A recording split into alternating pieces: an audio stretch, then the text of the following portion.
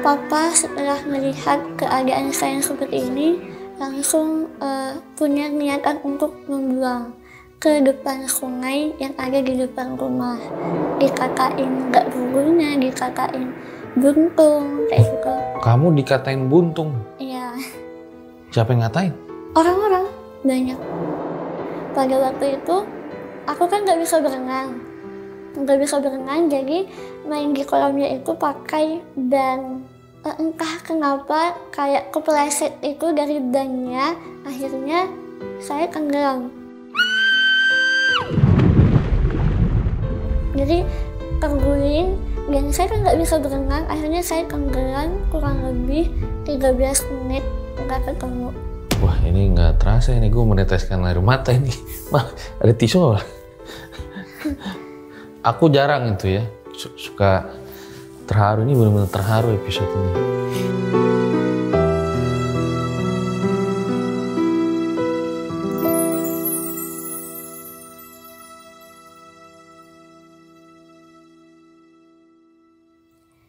A'udzu billahi minasy syaithanir rajim.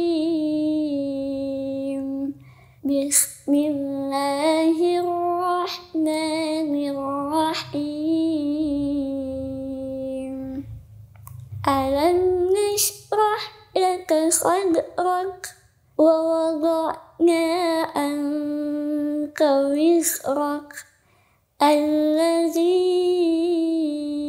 anqadha dhahrak wa rafa'na laka dhikrak fa inna ma'al usri yusra inna ma'al usri yusra fa idza faragta fansab wa ila rabbika farghab. Shadaqallahul azim.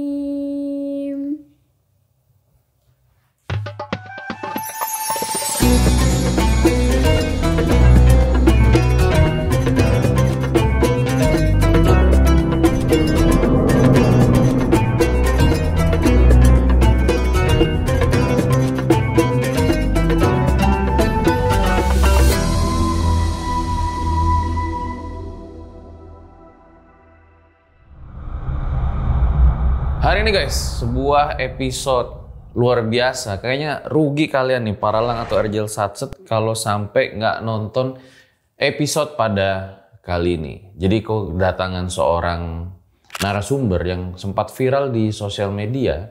Jadi dengan segala kekurangan yang ia punyai dalam tubuhnya, narasi viral itu yang beredar adalah dirinya tuh ternyata sempat dibuang oleh orang tuanya.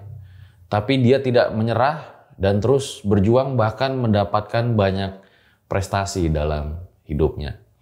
Assalamualaikum Kania. Waalaikumsalam warahmatullahi wabarakatuh. Terima kasih sudah datang jauh-jauh dari Semarang ke RJL ya. Terima kasih kembali. Luar biasa tadi lantunan ayat-ayat Al-Qur'annya ya. Di sini kameramen sampai kepanasan ya. Biasa bahas setan, dibacain Al-Qur'an langsung panas gitu. Ya. Kania itu sekarang lagi kuliah posisinya? Iya, lagi kuliah di Semarang. Dan kemarin baru mendapat prestasi juara sholawat kalau nggak salah ya? Iya, itu waktu di desa di kampung sempat juara sholawat, juara melukis, pernah. Kania ini sekolahnya sekolah umum atau bagaimana? Sekolah umum, alhamdulillah. Umum. Nah ini kan mungkin netizen akan bertanya-tanya begitu ya. Banyak yang dia tubuhnya lengkap gitu, terus punya uang gitu, tapi malas untuk sekolah begitu. Nah Kania ini kenapa kok sampai akhirnya lanjut kuliah lagi, mendapat beasiswa dan masih terus ingin berjuang dalam hidup gitu? Karena menurut saya pendidikan itu penting, apapun keadaannya. Memang banyak orang yang sukses di luaran tanpa sekolah tinggi. Tapi sejatinya tuh dengan pendidikan itu kita bisa tahu mana yang baik, mana yang buruk, kayak gitu. Jadi terus berjuang ya. Tapi kan sekolahnya di sekolah umum berarti. Betul. Dengan orang-orang yang normal begitu Iya. kan. Sering dibully nggak tuh? Sering lah, pasti. Orang sempurna aja pasti dibully. Gimana saya yang keadaannya Allah takdirkan seperti ini. Udah dari kecil bahkan sampai sekarang pun masih banyak pembulian kayak gitu masih. Dibulinya yang paling parah kayak gimana? Dibulinya fisik pernah, kayak didorong waktu SD, terus dilemparin botol kayak gitu, dicemooh, dijauhin banyak orang, dikatain nggak berguna, dikatain buntung kayak gitu. Kamu dikatain buntung? Iya, Siapa yang ngatain? orang-orang banyak, maupun itu di dunia nyata maupun sekarang di online pun banyak. Di online banyak yang ngatain Lebih buntung? banyak. Bukan main. Apa yang salah sama netizen kita ya? Negara plus 62 bertingkah satu aja salah. Dan katanya Kak Nia ini juga pernah sempat tenggelam dan kesurupan. Bener apa enggak? Ditahan dulu ceritanya Kak Nia. Rugi kalau nggak nonton episode pada kali ini karena banyak pelajaran yang mungkin bisa diambil ya. Terutama buat kita yang lagi menjalani bulan Ramadan. Langsung aja kita mulai. Berikut adalah ceritanya.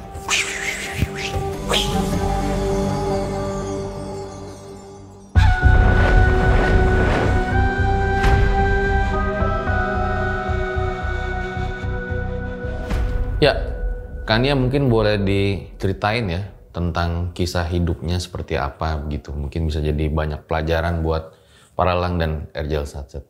Oke, baik. Jadi mungkin udah banyak orang yang tahu dengan viralnya kelahiran Niatus Solihah gitu ya. Benar, waktu kecil itu saya sempat ditolak oleh orang tua sendiri. Ditolaknya karena keadaan fisik yang saya punya. Dengan keadaan fisik yang seperti ini, orang tua belum siap menerima saya pada waktu itu. Jadi pada waktu lahir 2002 tanggal 16, kurang lebih malam hari itu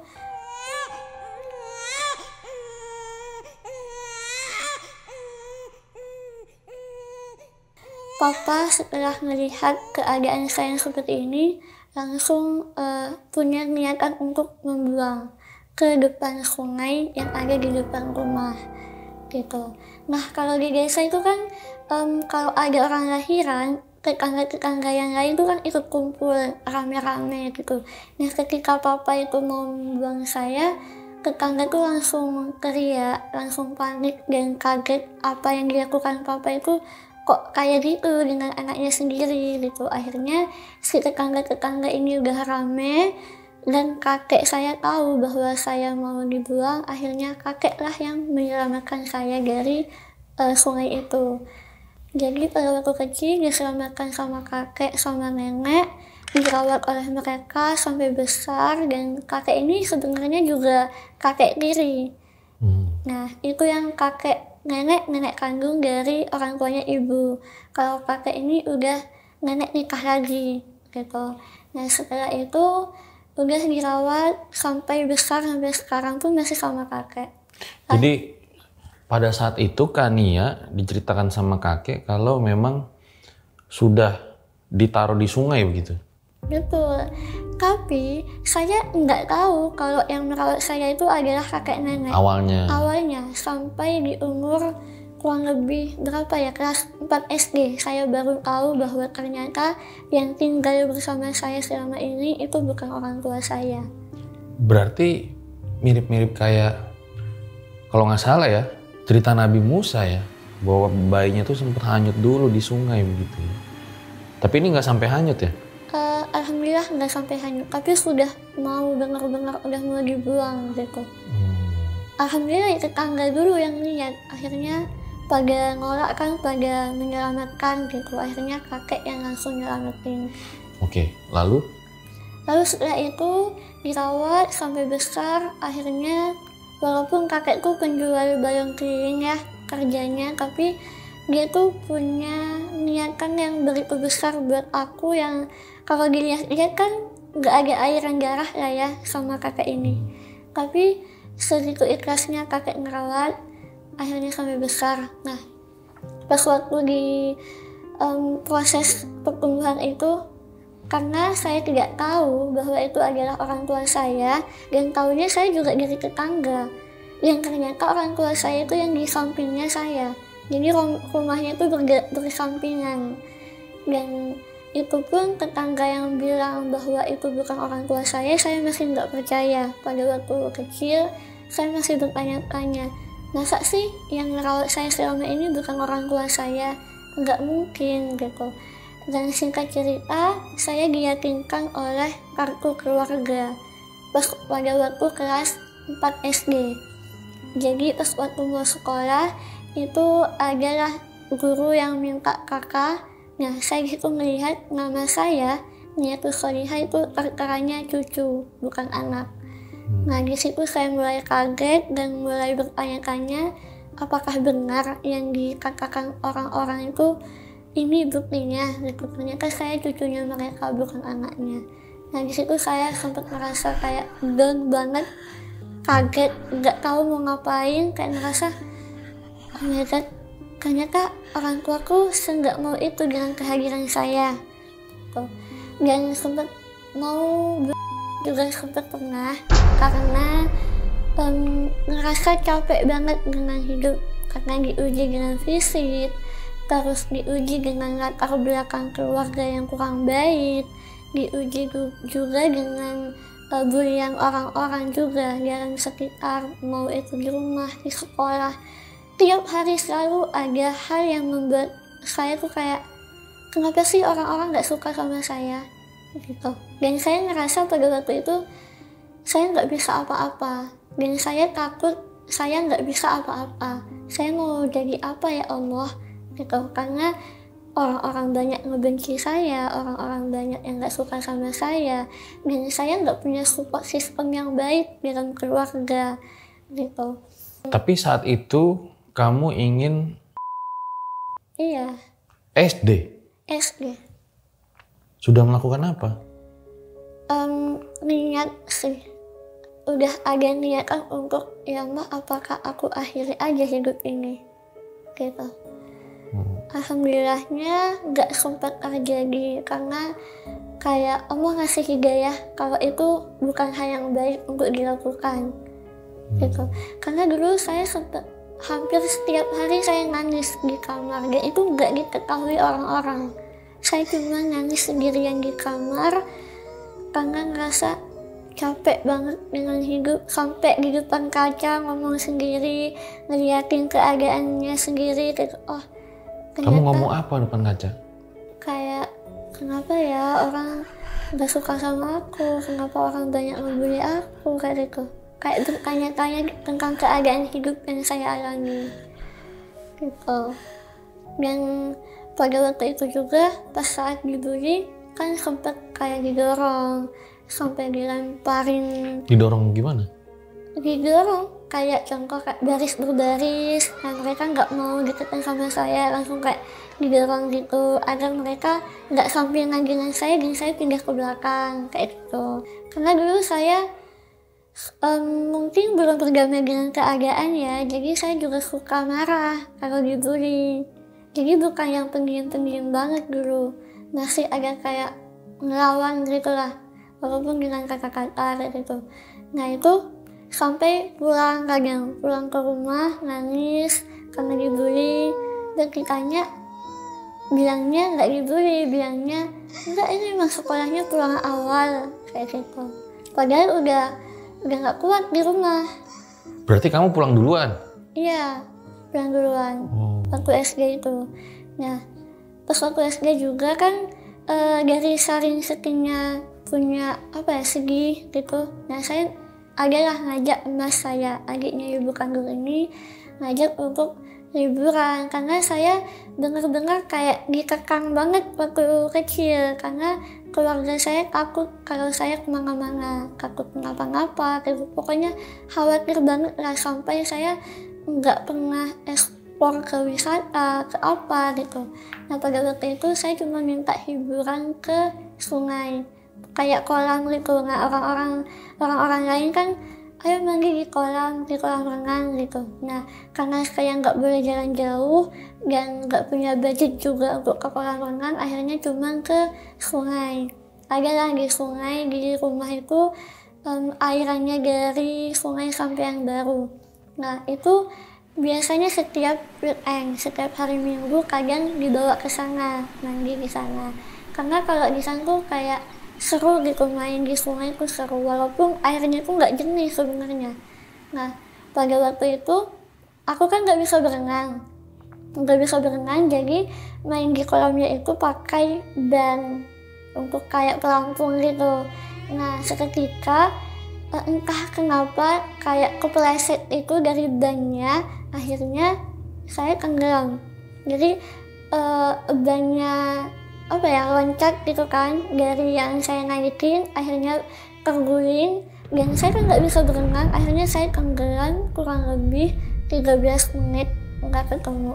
Nah, itu 3 menit pertama saya masih sadar bahwa saya tenggelam dan saya nggak bisa apa-apa karena saya masih kecil, waktu itu masih SD, nggak bisa berenang, nggak bisa megang, dan lihatnya tuh cuma di atas saya cuma ada air dan saya cuma, ya Allah, apakah aku mati hari ini? Gitu, udah pikirannya kayak gitu.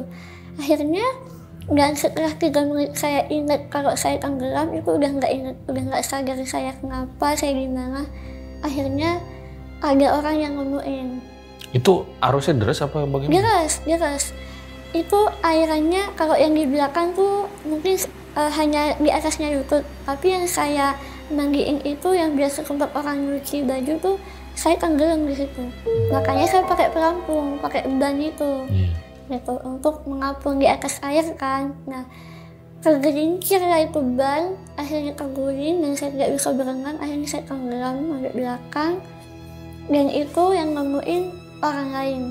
Dan mungkin beberapa detik itu mungkin hampir 1 menit nggak ada yang sadar bahwa saya itu tenggelam katanya.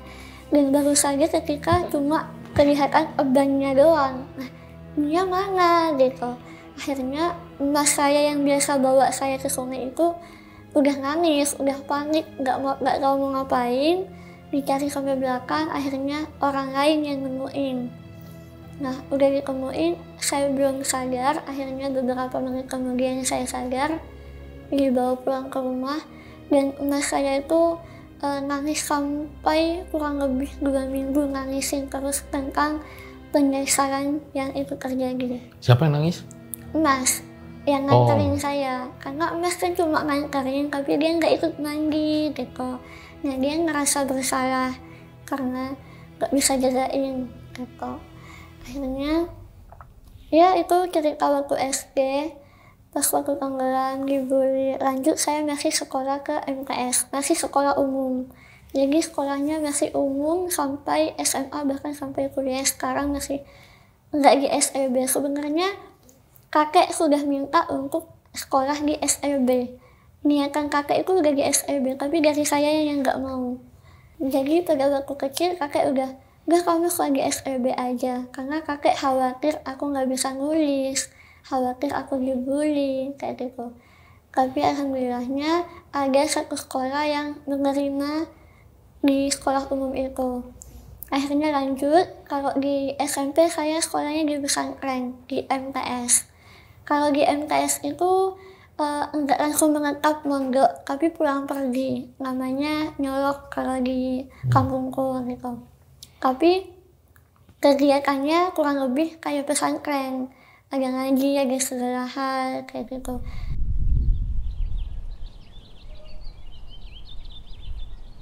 Nah, pesantren itu juga agak sering juga kayak hal-hal mistis yang terjadi gitu, kayak ada yang kesurupan. Karena di situ ada kuburan di tengah-tengahnya sekolah. Itu kuburannya almarhum kiai yang biasa dibuat orang-orang ziarah ke situ. Tapi juga ada pohon yang di dalam asrama itu ada pohon dan sungai di belakangnya. Nah gitu. Lanjut saya juga sekolah SMA. Nah pada waktu sekolah SMA itu malah lebih keras menurut saya buliannya. Karena dengan mereka yang sudah remaja ya katakanlah, harusnya mereka bisa menjaga ucapan mereka, bisa menjaga tingkah lakunya mereka. Walaupun mereka nggak suka, ya udah nggak suka aja gitu. Tapi mereka tuh menampakkan bahwa mereka nggak suka. Contoh kayak diejek ketika saya datang nih ke kumpulan anak-anak misalnya. Kayak lagi kumpul bareng di taman. Nah saya datang ke taman itu, nah satu orang itu kayak pindah yuk pindah gitu. Nggak mau itu gabung dengan saya. Dan awalnya saya IPS sebenarnya jurusannya. Tapi karena ada perpindahan, saya minat untuk pindah ke IPA. Dan ternyata di IPA itu lebih membuat saya nggak nyaman. Karena orang-orangnya yang tadinya di IPS lebih humble, lebih enak, di IPA malah saya ngerasa banyak orang yang nggak suka, banyak bulian yang terjadi, banyak hal yang membuat saya kurang nyaman di kelas itu. Kayak gimana contohnya? Sampai ada kejadian guru ngasih tugas kelompok ke satu kelas. Nah itu nggak ada yang mau satu kelompok sama saya. Kan itu saya paling nggak suka kalau ada tugas kelompok dan kelompoknya pilih sendiri. Nah itu udah pasti mereka main setemen detiknya, kayak geng-gengan gitu. Kamu sama aku, kamu sama aku. Akhirnya sisanya cuma aku doang yang nggak punya kelompok. Nah sampai ditanya sama guru, siapa yang kelompoknya masih kurang, nggak ada yang angkat tangan. Terus sampai dipaksa, udah nih aku masuk kelompok ini. Nah udah disuruh guru pun dia masih menampakkan wajah yang nggak nyaman ke aku gitu. Jadi saya kan ngerasa gitu ya, di kelompok itu saya ngerasa kalau nggak nyaman. Akhirnya saya keluar dari kelompok itu sampai saya bilang ke gurunya saya mau sendiri aja, walaupun itu tugas wajib untuk kelompok. Pada waktu itu tugasnya karya tulis ilmiah yang cukup sulit lah untuk dikerjakan sendiri. Tapi saya memilih untuk sendiri daripada saya tidak dihargai. Kayak gitu. Nah, kamu berarti sampai SMA itu pernah ketemu sama orang tua asli? Pernah. Jadi orang tua saya itu kan rumahnya sampingan sama rumah. Tapi ngobrol nggak? Nggak. Oh. Nah itu anehnya saya nggak pernah ada obrolan sama papa. Nah, karena kan nyangkanya itu tetangga ya, sebelah rumah itu nyangkanya tetangga.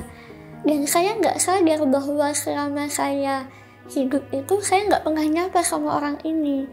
Sadarnya ketika kalian tahu kartu keluarga itu atas nama cucu. Dan sadarnya juga dari omongan orang-orang yang bilang bahwa itu bukan orang tuamu. Nah, di situ saya mulai sadar, oh iya juga ya.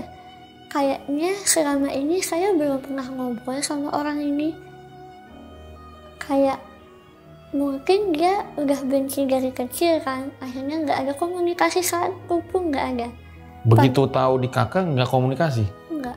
Saya nggak nanya, nggak ada klarifikasi, nggak ada obrolan apapun. Tapi nanya ke kakek? Nggak juga. Oh. Nggak nanya. Setelah saya tahu tuh nggak ada pertanyaan langsung kayak kepo langsung minta duduk di ruang tamu nanyain segala hal, enggak. Saya memilih untuk diam dan nangis gitu karena sekaget itu dan kayak bingung mau ngapain. Kayak ya Allah ini kayak sinetron tapi kok ada di cerita nyata gitu, orang tua yang nolak anaknya sendiri. Dan dengan keadaan saya seperti ini, saya tuh butuh kasih sayang itu dan butuh semangat itu. Tapi Allah uji dengan latar belakang keluarga juga. Kayak gitu. Kamu kalau doa gitu, kadang suka berdoa apa? Ya. Saya sering doa, pasti yang menjadi doa utama adalah pengen kumpul sama keluarga. Habis itu doa tentang kesehatan, doa tentang lancarnya rezeki keluarga kayak gitu. Tapi pasti utama punya adalah doa papa, semoga Allah ngasih hidayah sama papa. Kamu selalu berdoa kayak gitu? Iya. Dan alhamdulillah sekarang sudah lebih baik daripada dulu. Kalau dulu kan nggak ada komunikasi sama sekali. Kalau sekarang sudah mulai ada. Gimana awal komunikasinya gimana? Saya yang nyapa duluan. Pada waktu hari raya itu kan biasa ya, kalau di desa-desa pulang dari masjid itu saling-salinan ke tetangga-tetangga. Nah, saya memulai memberanikan diri salaman. Walaupun pada tahun-tahun sebelumnya sempat ditolak untuk salinan. Nggak mau saliman tuh? Ditolaknya bukan kerang-kerangan, tapi kan itu udah kayak bergiliran kan setiap rumah. Nah, ketika saya sudah mendekati ke papa pasti menghindar. Padahal sebelum saya nyampe, papa masih nerima orang lain untuk salinan. Tapi ketika saya sudah mau nyampe, papa selalu menghindar. Kayak gitu. Dan alurnya bisa lebih baik sampai sekarang itu juga kayak ngalir aja. Dan sampai saat ini belum ada obrolan klarifikasi apapun dari papa. Jadi seakan-akan nggak ada apa-apa gitu dalam cerita ini. Nah bentar, yang tadi kamu itu akhirnya salaman tuh pas Idul Fitri. Iya. Terus ngomong apa pas salaman? Nggak ngomong apa-apa. Salaman doang? Iya. Cuman saya awali dengan mohon maaf lahir batin gitu. Bahkan itu belum bilang papa, masih bilang mas. Dan sama ibu kandung bilangnya tante kayak gitu. Dan papa nggak jawab. Papa nggak jawab apa-apa. Saat saya bilang mohon maaf lahir batin pak, mas gitu, belum jawab. Dan sampai sekarang pun saya nggak tahu keluarganya papa. Dan keluarganya papa nggak tahu kalau ada saya. Karena kemarin kakakku yang nomor 2 itu kan mau main ke Semarang. Nah, sebelum main ke Semarang itu, kakakku sempat istirahat di rumahnya papa di Madiun, di rumah orang tuanya gitu. Nah, si kakak pamit. Ya udah pamit dulu ya mau ke Semarang. Ditanya sama keluarganya, emang mau ke siapa di Semarang? Kakak jawab mau ke adek. Terus keluarganya pada kaget. Emang kamu punya adek, Ron? Gitu. Adek siapa? Adekku lah, katanya kakak. Tapi mereka kaget karena mereka nggak tahu kalau ada aku. Gitu. Nggak, kamu tuh termasuk kuat gitu ya, wanita yang kuat kalau menurutku ya. Karena apa? Karena saya tuh tumbuh di lingkungan yang banyak orang broken home gitu. Nah, dia aja tuh cowok ya, cowok yang kalau dalam kehidupan sangar-sangar gitu, pas cerita keluarga tuh nangis misalnya. Tentang apa namanya, ayahnya, tentang ibunya begitu yang broken. Nangis begitu.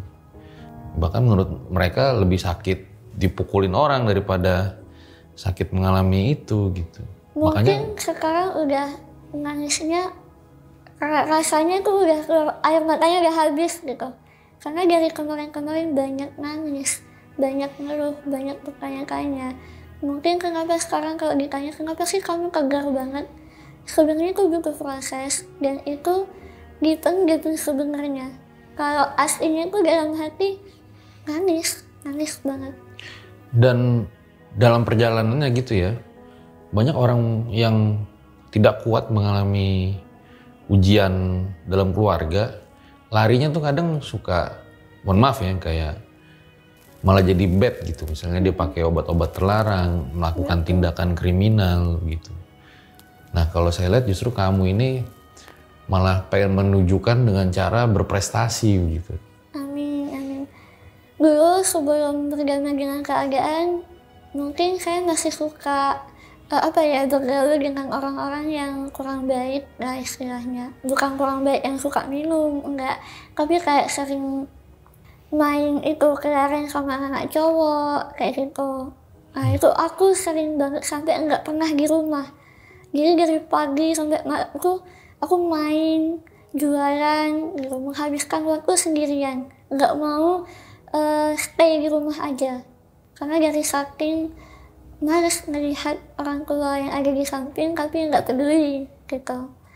Karena katanya kan ayah adalah cinta pertama nggak perempuannya. Tapi kenapa di ceritaku ayah menjadi luka pertama yang aku dapatkan. Kalau kakek sendiri, kapan tuh pertama kali bilang kalau memang ternyata ya kakek itu bukan ayahnya gitu? setelah ada omongan dari aku. Itu pun omongannya yang enggak terlalu resmi untuk ditanyakan. Pada waktu itu lagi kumpul, lagi nyantai sebenarnya, cuman aku nyeletuk di situ kayak, ya apa benar? Itu, aku panggilnya ayah, kakek itu aku panggilnya ayah. Ya apa benar? Orang tuaku adalah itu. Karena itu lagi lewat, papa lagi lewat. Jadi sekalian aku nanya nyeletuk. Terus kakek jawab, iya, itu orang tuamu aslinya. Cuman dia udah gak mau sama kamu dari lahir karena kamu kayak gitu. Kamu sempat mau dibuang kayak gitu.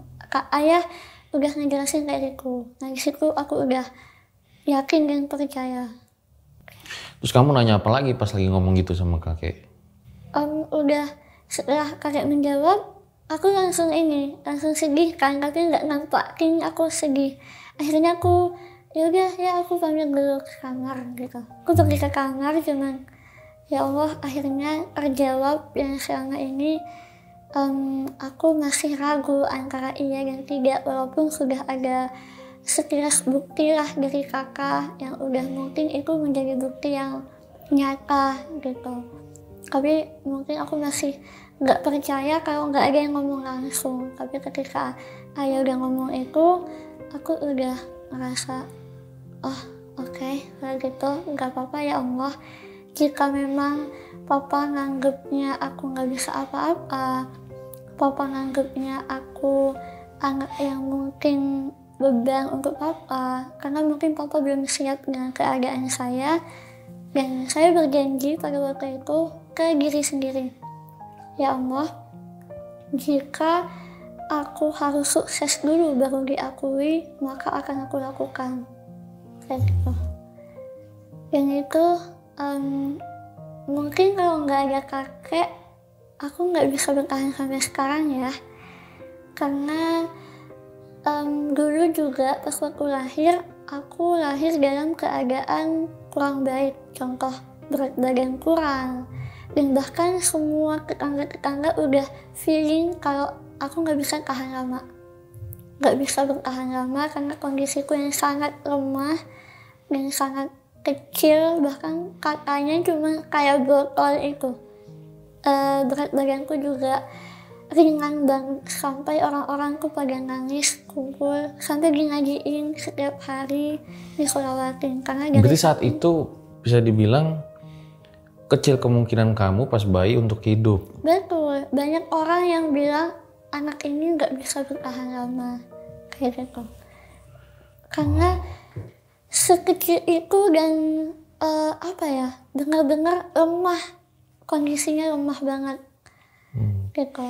Nah kalau kakek sehari-hari jualan balon? Iya betul. Dari dulu? Betul, itu pekerjaan kakek dari dulu. Pertama kali ngerawat aku, kerjanya cuma jualan balon, tapi kakek mampu untuk menyekolahkan dari TK sampai SMA.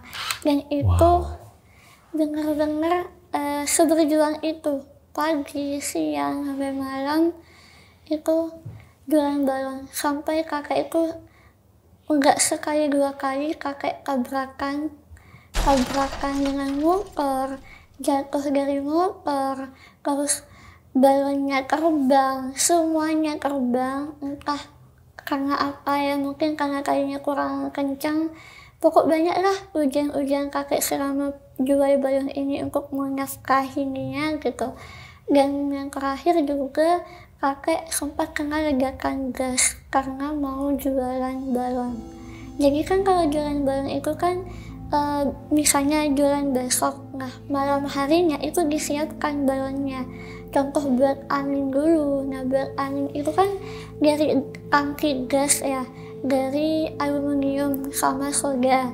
Nah itu dibuat dulu, akhirnya saat pembuatan itu gasnya bunyi kayak gitu, kayak bocor. Nah disamperin sama kakek, akhirnya itu katanya kuncinya kurang kenceng dan itu kelepas tutupnya dan meledak ke wajahnya kakek.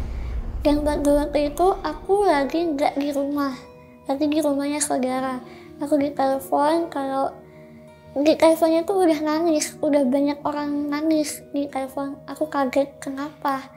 karena perasaan di rumah gak ada orang sakit, gak ada apa gitu, kok orang-orang nangis minta aku cepet pulang. Akhirnya langsung ngebut ke rumah, pulang udah gak ada, kakek udah di puskesmas, tapi keadaan rumah udah terbakar kan, terbakar soda. Nah itu aku shock banget ngelihat rumah yang udah kotor kayak gitu, gimana keadaan kakekku gitu. Akhirnya nyusul ke rumah sakit, dan pada waktu itu ekonomi masih kurang. Nah akhirnya ada dua pilihan, mau tetap di puskesmas dengan keterbatasan pengobatan, atau mau cepet langsung ditangani harus ke rumah sakit dan harus sewa ambulannya tuh bayar. Nah itu bingung banget bayarnya pakai apa. Dan alhamdulillah itu aku udah sedikit viral pada waktu itu. Akhirnya ada saldo di TikTok aku. Akhirnya aku langsung bilang, ya udah langsung bawa sekarang. Jadi ambulan itu aku yang bayar ke rumah sakit. Nah itu posisi kakek mengalami apa? Ledakan gas, luka bakar dari sini sampai semuanya, dari sini juga. Dan nggak sadarkan diri? Nggak sadarkan diri. Mukanya aja udah nggak seperti mukanya kakek. Udah nggak terlihat itu mukanya seperti apa. Karena bener-bener, karena posisinya kakek tuh katanya dilihat, kankinya tuh dilihat dengan mukanya. Nah mukanya tuh berhadapan dengan kankinya itu. Pas meledak langsung ke mukanya, ke dadanya, dan ke tangannya kanan kiri. Nah itu langsung dibawa ke rumah sakit, dirawat selama 4 hari 4 malam. Nah itu sebenarnya saya itu penakut banget orangnya. Jangankan di rumah sakit, di rumahku sendiri aja ada orang sakit gigi dan dia kayak aduh sakit. Nah itu aku langsung keluar ke rumah orang lain. Aku takut suara orang sakit. Nah juga aku takut itunya orang sakit, tempat tidurnya orang sakit. Aku takut. Yang di rumah sakit tuh? Itu bukan di rumah sakit, tapi ada tempat tidur, karena ada kan kayak dirawat di rumah. Nah pakai tempat tidur rumah sakit kan. Nah itu aku takut banget. Nah sedangkan pada kejadian kakek meledakan gas itu tidak ada saudara sama sekali. Bukan tidak ada, tapi berbagi. Ada yang jagain rumah, ada yang jagain ibu dan segala macam. Akhirnya akulah yang bergerak sendirian. Jadi 4 hari 4 malam itu aku sendirian yang ngelola, yang menjaga kakek sama nenek. Nenek kan udah nggak tahu apa-apa ya. Jadi cuma ngikut doang. Sampai dokternya bilang dan pengurus administrasi bilang, "Dek, kamu kok sendirian? Mana keluarganya kamu?" Itu sampai surat-suratan tuh aku semua yang ngurusin. Itu keadaan tuh kan penakut. Tapi di situ aku memaksakan diri untuk gimana caranya aku nggak takut, harus mau nggak mau kamu yang jagain kakekmu gitu.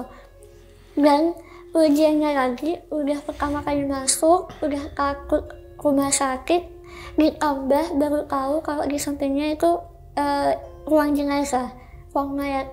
Itu langsung kayak 2-3 kali lipat aku rasa, ya Allah di rumah sakit aja aku takut, apalagi kamar kakek ini di sampingnya rumah mayat.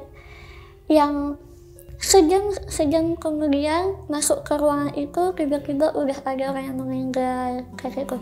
Setiap hari ada aja 4-5 orang yang meninggal. Sampai ada yang dikafani di situ, ada yang dimandiin di situ. Pokoknya ya proses yang diituin di jenazah itu aku langsung panas dingin gemeteran. Ya Allah, ini pilihannya berat banget, ditinggalin kakek sakit, gak ditinggalin aku, ini bisa depresi kayaknya. Takut banget aku sama horor, aku takut. Rumah hantu aja aku takut. Dan kalau kebiasaan di rumah itu, kalau ada yang orang meninggal di desaku itu, biasanya orang-orang terdekatnya atau cucunya, misalnya kakeknya meninggal, itu anak-anaknya, cucu-cucunya itu berputar mengelilingi keranda. Yang kerandanya udah dipegang, habis diazani tuh. Kan biasanya sebelum pergi ke kuburan, itu kerandanya diazani dulu orangnya. Nah habis diazani kan dimasukkan lagi ke keranda. Nah itu sebelum berangkat ke kuburan, orang-orang kerjakan itu nukar dulu 3 kali di bawahnya keranda itu. Ada juga kebiasaan kayak lemparin garam di saat mayatnya udah jalan. Kayak gitu. Loh, kamu mikir, wah nanti kalau kakek, soalnya saat itu kakek belum sadar ya? Belum. Pas di samping kamar mayat itu belum sadar? Belum. Oh, kamu langsung keingetan hal kayak gitu? Iya, aku langsung, wah berpikirannya kemana-mana. Ya, setiap kali ada orang mayat lewat, ya Allah amin, semoga kakek masih bisa pulih, semoga. Karena di ruang ICU kan 2 malam, nah itu kakek udah sempet manggil. Karena semalam itu aku nggak berani lihat kakek, karena aku takut kan sama orang sakit. Nah, pas di ruang ICU, kakek minta aku datang ke kakek. Nah, pas udah nyampe ke ruang itu, dengan lebih perban kan, akhirnya aku masih berani untuk ke dalam. Akhirnya terus kakek bilang, mungkin umurnya kakek kalau nggak lama lagi kakek minta maaf ya gitu. Kayak pamitan gitu. Aku langsung marah. Apa sih ya ngomongnya kayak gitu, ayah sembuh kayak gitu. Ayah harus sembuh, ayah harus ngeliatin nih ya jadi orang sukses nanti. Gak boleh ngomong kayak gitu, pokoknya dimarahin ya. Tapi kakek masih berusaha untuk minta maaf, takut kakek sampai di situ usianya kayak gitu. Udah pindah ke ruang penginapan yang di situ sampingnya kamar mayat, itu ujian lagi dari aku yang tadinya takut banget. Kamu sayang banget sama kakek? Sayang banget. Kalau ditanya lebih sayang kakek atau orang tua, jujur kakek. Ditanya kamu akan menolong kakek atau orang tua dulu, kakek. Mungkin orang-orang yang nggak tahu di posisi saya mungkin akan merasa, ih nggak boleh kayak gitu, harus orang tua dulu lah. Tapi di pikiran saya, kalau nggak ada kakek, saya nggak bisa hidup. Orang tua saya hanya baru-baru ini ingat saya, dulunya kemana. Sedih banget nih guys. Bukan langsung nangis sih, bisa gue nangis nih. Dengar kisah hidup dari Kania ya, luar biasa sekali ini. Kakek cerita nggak pas awal menyelamatkan kamu dari sungai itu kenapa gitu? Karena kakek cuma ingatnya aku ini adalah anugerah dari Allah. Kenapa harus dibuang? Jadi kan kakek juga nggak ada anak dengan nenek ini. Akhirnya kakek menyelamatkan itu. Karena kakek ingatnya aku adalah titipan Allah yang nggak boleh disia-siakan. Walaupun pada waktu itu kakek nggak tahu betul ya keadaanku kayak gimana. Dan pas kakek tahu bahwa kamu itu istimewa? Lebih kaget lagi karena ternyata inilah alasan papaku ngebuang. Karena keadaan ini kamu ngebuang anak ini. Anak ini anugerah kayak gitu. Iya ya. Wah ini nggak terasa ini gue meneteskan air mata ini. Mah ada tisu lah. Aku jarang itu ya suka terharu, ini benar-benar terharu episode ini. Karena aku membayangkan posisi kakek begitu. Iya. Ya. Luar biasa. Kakek. Karena ini kan jatuhnya jadi kayak menganggap seperti anak sendiri. Betul. Kan. Dan kakek menerima segala kekurangan, nggak pernah ngeluh ya kakek. Betul. Dan kakek banyak orang-orang yang bukan nggak suka, lebih ke kayak bertanya-tanya, menyepelekan kakek kenapa ngerawat saya. Kayak contoh, kakek sempat cerita banyak tetangga yang ngomong, ngapain kamu ngerawat anak itu, nyusahin aja, gitu. Ngapain kamu ngerawat anak itu, kamu bebannya udah banyak, kok nambahin itu, nanti kamu malah ribet, malah apa. Pokoknya banyak lah hal-hal yang tetangga ingin kakek ini berubah pikiran gitu. Tapi dengan kuatnya dan dengan tulusnya kakek tetap, gak apa-apa, aku akan merawat anak ini dan aku akan jadikan anak ini jadi orang yang hebat suatu saat nanti. Kayak gitu. Saya juga terharu setelah tahu kalau kakek ini ternyata bukan kakek kandung. Kan saya juga nggak tahu kalau ternyata ini bukan kakek kandung. Bukan. Makanya secinta itu, walaupun kita nggak ada airan darah ya istilahnya. Jadi ini kakeknya tuh kakek tiri. Kakek tiri, tapi masih ada hubungan keluarga. Atau tetangga doang? Oh iya, ini suaminya nenek aku yang kedua. Oh, tapi kakek kan, tiri bukan iya, ngandung. Tapi kan jatuhnya kakek tiri Ya, kan. tapi tetap aja sih. Ya, maksudnya kan ya. Masih ada. Apalagi posisi ekonomi kan bukan yang mungkin cukup begitu sederhana begitu betul. kan. Seberjuang itu. Bukan yang maksudnya ini posisi ekonomi kan kadang ada yang malam minggu suka party gitu kan, naik mobil mewah. Iya. Kakek kan sebagai penjual balon gitu ya. Iya.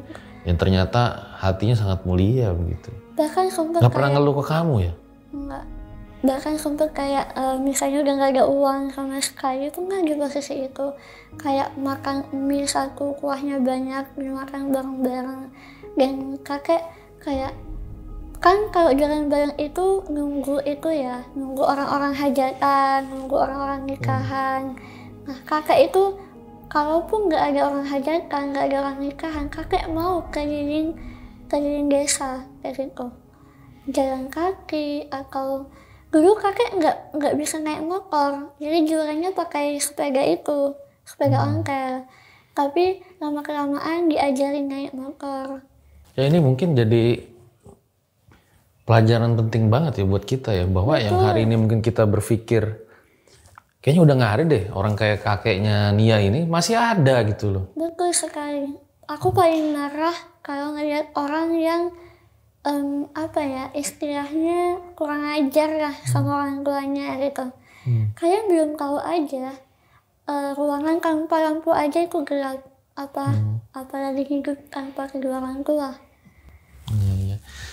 Salamin nanti buat kakek ya. Iya, insya Allah. Nanti mungkin kapan kita bisa ketemu lah sama kakek ya. Boleh. Siapa tahu kakeknya punya pengalaman horor pas jualan balon kan. Boleh. Nggak ada yang tahu kan.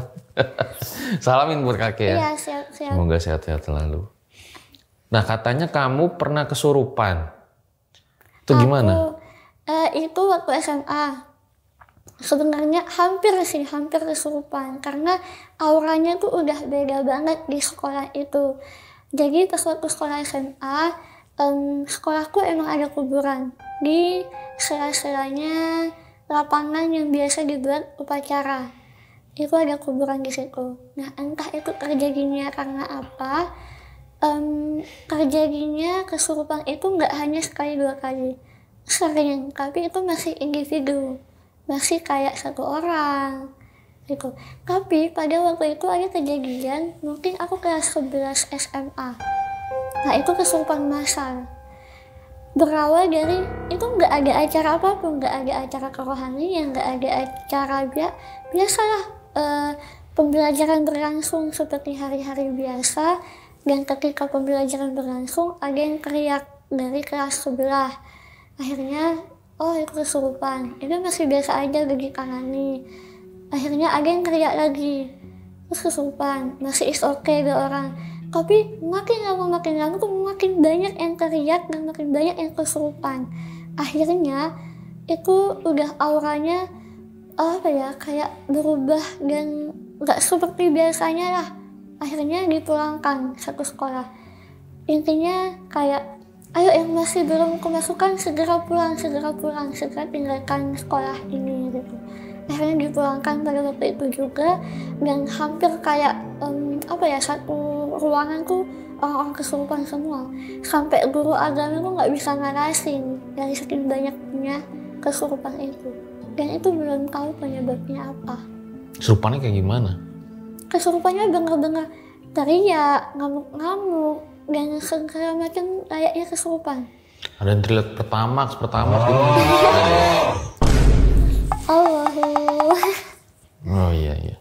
Terus akhirnya selesai dengan sendirinya, didoain. Selesai dengan sendirinya, kayak diruqyah, dibacain kayak gitu. Ternyata ada kejadian horor juga di dirimu ya. Ada. Yang berhubungan dengan hal-hal kayak gitu ya. Ya tapi mungkin ini terakhir ya, saya penasaran ya. Kan tadi kamu bilang katanya sudah membaik dengan orang tua gitu. Iya. Momen apa? Setelah salaman itu atau bagaimana? Kayak ngajarnya dari aku duluan sebenarnya. Kayak memulai untuk saliman, memulai untuk menyapa. Walaupun papa nggak yang langsung ngejawab. jadi masih juek kayak gitu. Tapi aku memulai untuk setiap hari raya yang tadinya aku nggak salim, aku mulai salim, mulai ngajak ngobrol. Bahkan di tahun keberapa ya, yang tadinya nggak pernah foto keluarga bersama, aku memberanikan diri untuk ngajak papa dan ibu foto keluarga. Loh, kamu bilang kalau aku kan anakmu gitu? Enggak. Oh enggak? Tanpa bilang apapun. Cuma ngajak foto? Aku ngajak, jadi kayak aku bilang sama kakak, kak foto keluarga yuk, mumpung formasi masih lengkap gitu, dan mumpung momennya lebaran gitu. Akhirnya diajakin lah. Awalnya kayak mau ngapain gitu, foto dulu, foto dipaksa tanpa ada kata papa foto keluarga yuk, foto keluarga. Enggak, cuma ngajakin foto doang, foto cekrek, habis foto udah ke pinggir lagi gitu. Enggak yang ya kayaknya lebaran kumpul bareng, enggak. Jadi pas waktu itu aku kan sempat posting juga di sosial media kayak nggak sebaik itu di balik layarnya gitu, karena orang-orang kan ngiranya udah damai, udah baikan, padahal mah masih cuek-cuekan, itu mah cuma kepaksa aja ke keluarga.